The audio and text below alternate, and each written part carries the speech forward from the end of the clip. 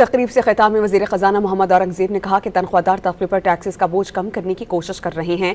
सरमायाकार पाकिस्तान के मुआशी turn around पर हैरान हैं। उन्होंने उम्मीद जाहिर की कि IMF का जारी प्रोग्राम आखिरी प्रोग्राम होगा। Foreign investors, local investors, they are all very pleased with the economic turnaround story of Pakistan and the macroeconomic stability that has been achieved in Pakistan. अगर हमने